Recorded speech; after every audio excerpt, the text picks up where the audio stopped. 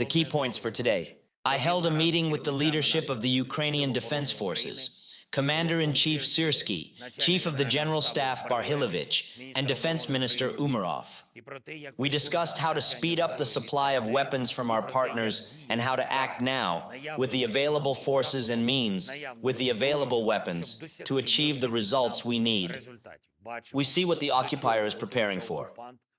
There will be a response. And I thank all our soldiers and commanders, every unit that is effectively operating at the front and destroying the occupier. The Kraken unit of the Defense Intelligence of Ukraine deserves special gratitude for its fighting these days. I am grateful to you guys and to everyone who gives Ukraine the result we need so much. Today, I have also appointed Oleksandr Trepak as a new commander of the Special Operations Forces. He is a decent man, a strong warrior, a hero of Ukraine. The second for today, the visit of the President of the European Parliament, Roberta Metsola, to Ukraine. It is very symbolic that today, on Europe Day, our conversation with journalists was interrupted by an air raid alert. This is what the Russian Nazis want to replace life with, not just in Ukraine, but in our entire Europe, wherever their terrorist strikes reach. They will neither intimidate nor break Ukraine, nor will they break all those who bravely and resolutely help us defend life. Madam President of the European Parliament is exactly the kind of leader who has been with us since the first days of this war and has always supported us as much as we need. Today, we discussed with Roberta what other political and defense steps are needed to ensure that we can truly withstand all the attacks and thwart Russia's offensive and destabilization plans. Today, I would also like to thank all the participants of the Second Summit of Ukrainian and European Communities held here in Kyiv. The countries of the European Union, as well as the United States, were represented. It is very important that there are cooperation agreements between our communities and the communities and companies of partner countries: Germany, Poland, Moldova, Slovakia, Austria, Romania, and the United States. These include the development of healthcare in Ukraine, rehabilitation opportunities in our communities, as well as the development of transport recovery.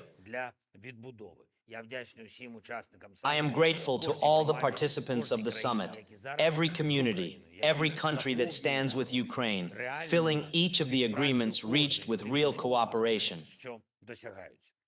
And of course, there was a lot of international communication today. The President of the European Council, Charles Michel. Also, I have just spoken with the President of the European Commission, Ursula von der Leyen. We are actively preparing the next stage of rapprochement with the European Union for June. We anticipate the adoption of the negotiating framework and the actual start of negotiations on Ukraine's accession. Our country, our people deserve this. And the European Union needs this step not just politically, as it is the lifeblood of the European Union to be a European project that leaves no one outside the EU, no one who truly professes European values. And I was also pleased today to hear the full support of our European friends for the Peace Summit. I am grateful to every leader who has already confirmed their participation in the summit and is willing to help us effectively in engaging leaders. Today in conversations, I personally invited the presidents of Moldova, the Czech Republic, and Ghana, as well as the Prime Minister of Ireland to the summit. Of course, we also discussed our bilateral agenda. Moldova, we have obvious common challenges and help each other. The Czech Republic, I expressed my gratitude for the initiative on artillery, and the most important thing now is the full and immediate implementation of the initiative. Ghana, the world relies on the stability and development of Africa. We have recently opened an embassy in Ghana, and this country now has a new accredited ambassador in Kyiv. Together we can add more strength to our parts of the world.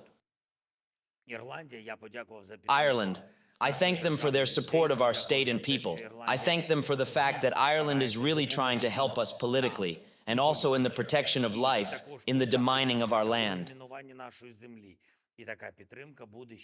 And this support will increase. More territory of Ukraine will be cleared of Russian mines and ordnance. So, this day and this week added support to our warriors, our state, our diplomacy, and to the Peace Summit. Every day in the diplomatic marathon, we are making the Peace Summit and the approach of peace a reality. Thank you to all the leaders who help. I thank everyone who defends Ukraine and life. I thank everyone who gives us strength. Glory to Ukraine!